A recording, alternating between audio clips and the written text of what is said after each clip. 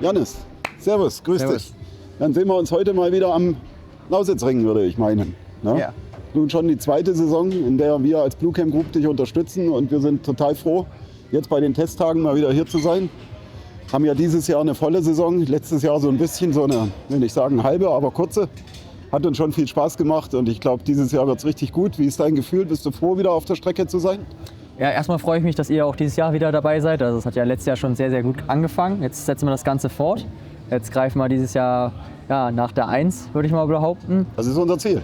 Das ist das Ziel. Und jetzt schauen wir mal, jetzt sind wir bei den offiziellen Testtagen von der ADAC GT Masters.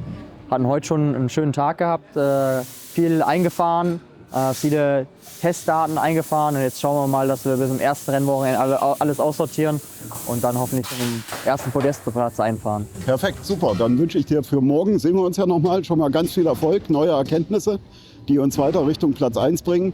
Und wir freuen uns einfach auf jedes Rennen, das kommt. Ich freue mich auch. Super, danke dir. Es hört sich so an, als hättest du richtig Bock. Wir freuen uns total, dass wir dich unterstützen dürfen. Aber verrat uns mal, warum ist es wichtig, dass wir dein Sponsor sind?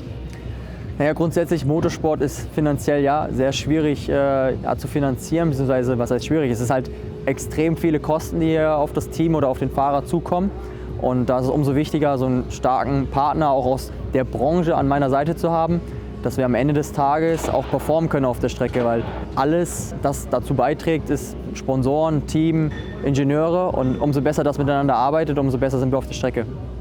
Wir sind ja Produzent von Car-Care-Pflegeprodukten. Benutzt du denn selber unsere Produkte?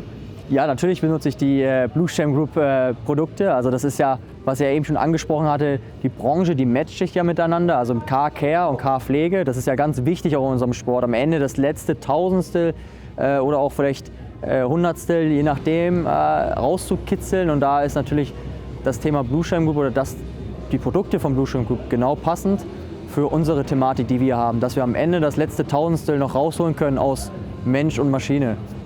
Du hörst dich ganz danach an, dass du Sportler durch und durch bist. Machst du nur Rennsport? Tatsächlich war ich immer schon sehr sportaffin, also nicht nur Rennsport, habe auch lange Fußball gespielt. Im Winter bin ich immer in den Bergen zum Snowboarden. Grundsätzlich mache ich einfach gerne Sport. Das hat mir immer irgendwie Spaß gemacht und sag ich mal, der Wettbewerb, der mich auch so ein bisschen antreibt. Ich wollte immer schon mindestens Top 3, wenn nicht sogar gewinnen in der Schule, so ein bisschen. Und das nimmt sich natürlich auch in jede Sportart mit, im Fußball, aber auch klar im Motorsport.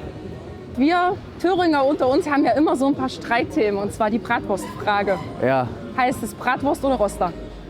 für mich heißt es Bratwurst. Sehr gut. Senf oder Ketchup? Ketchup.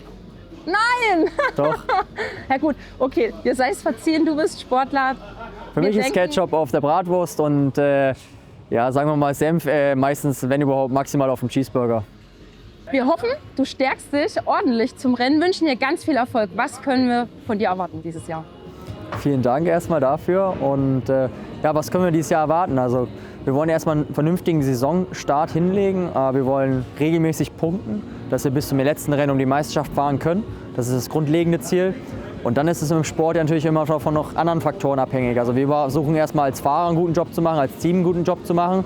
Und dann brauchen wir natürlich auch das Quäntchen Glück, wo ich hoffe, dass alle Beteiligten immer gut die Daumen drücken, auch ihr zu Hause, ja, die Fans, immer schön die Daumen drücken, dass wir am Ende des Tages auch kein Pech haben.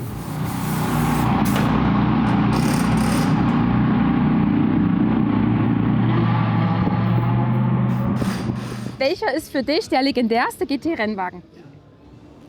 Das ist eine sehr, sehr schwierige Frage, welcher GT-Wagen der legendärste ist.